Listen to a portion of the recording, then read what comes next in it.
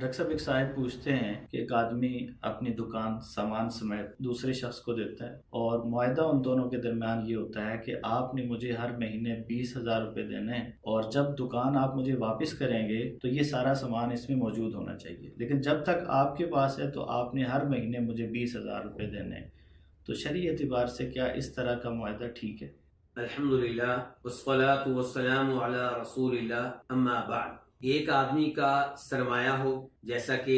اس سوال میں 20 لاکھ کا سرمایہ ہے، موبائل ہیں اور موبائل سے متعلقہ ساز و سامان ہے، اور دوسرے آدمی کی محنت ہو تو اس کو مضاربہ کہتے ہیں، اس کو قراض کہتے ہیں۔ اسلام نے اس انداز سے کاروبار کرنے کو ممنوع قرار نہیں دیا۔ اس انداز سے کاروبار نبی علیہ الصلوۃ والسلام کے زمانے میں بھی ہوتا تھا اور یہ جائز ہے، اس میں کوئی حرج نہیں ہے، لیکن مال فراہم کرنے والے کا یہ شرط لگانا کہ جب کاروبار ختم ہوگا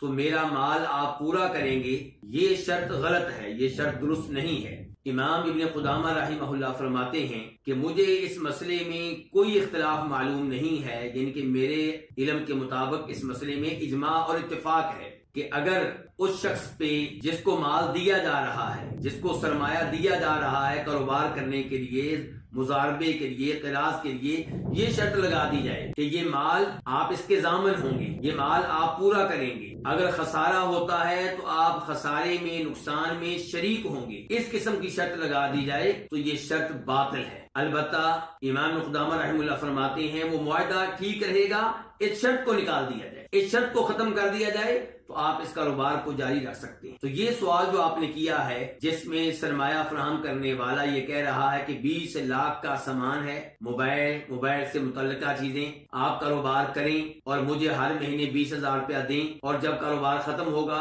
تو یہ مال، یہ سرمایہ آپ نے پورا کر کے مجھے دینا ہے، تو یہ شرائط غلط ہیں۔ 20,000 روپے کی شرط اس لحاظ سے غلط ہے کہ آپ کاروبار کے لیے سامان دے رہے ہیں، اور کاروبار میں ممکن ہے فائدہ ہو، ممکن ہے نقصان ہو۔ اگر فائدہ ہو تو معاہدہ یہ ہوگا کہ اس فائدے میں میرا حصہ اتنا ہوگا، آپ کا اتنا ہوگا، فیصد کے اعتبار سے طے کر لیا جائے گا، میرا 60%، آپ کا 40%، میرا 30%، آپ کا 70%، اس انداز سے معاہدہ کیا جا سکتا ہے۔ لیکن یہ کہ مجھے ہر مہینے 20,000 روپے ملنا چاہیے، یعنی کہ مجھے اس سے کوئی غرض نہیں کہ آپ کو فائدہ مل رہا ہے یا آپ کو نقصان ہو رہا ہے، تو یہ شرط لگائی جائے گی تو اس کا مطلب یہ ہے کہ آپ کاروبار کے لیے پیسہ نہیں دے رہے،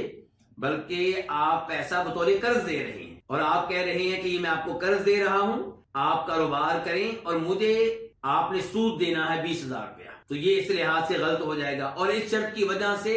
یہ معاہدہ کینسل کیا جائے گا، اس کو ختم کیا جائے گا۔ جہاں تک تعلق ہے دوسری شرط کا کہ جب کاروبار ختم ہوگا میرا مال پورا ہونا چاہیے، 20 لاکھ کا سامان موجود ہونا چاہیے، تو اس شرط کی وجہ سے معاہدہ باطل تو نہیں ہوگا، معاہدے کو کینسل تو نہیں کیا جائے گا، لیکن اس شرط کو ختم کیا جائے گا۔ شرط کو ختم کر کے وہ کاروبار جاری رکھنا چاہیں تو رکھ سکتے ہیں، اور اگر وہ اس معاہدے کو ہی ختم کرنا چاہیں تو یہ ان کی مرضی ہے، لیکن بہرحال یہ شرط لگانا غلط ہے، اس کی گنجائش نہیں ہے۔ اصول یہ ہے کہ مال فراہم کرنے والا مال فراہم کرے، محنت کرنے والا محنت کرے، اگر نقصان ہوتا ہے تو مال فراہم کرنے والے کا مالی طور پہ نقصان ہوا، اور جس نے محنت کی ہے اس کی محنت ضائع گئی۔ یہ نہیں ہو سکتا کہ اس کے اوپر آپ ڈبل نقصان ڈال دیں، ایک تو اس کی محنت ضائع گئی، اس کا وقت ضائع ہوا، اور دوسرے نمبر پہ آپ مالی خسارے میں بھی اسے شریک کریں، تو یہ غلط ہوگا، یہ جائز نہیں ہے۔ واللہ تعالی اعلم۔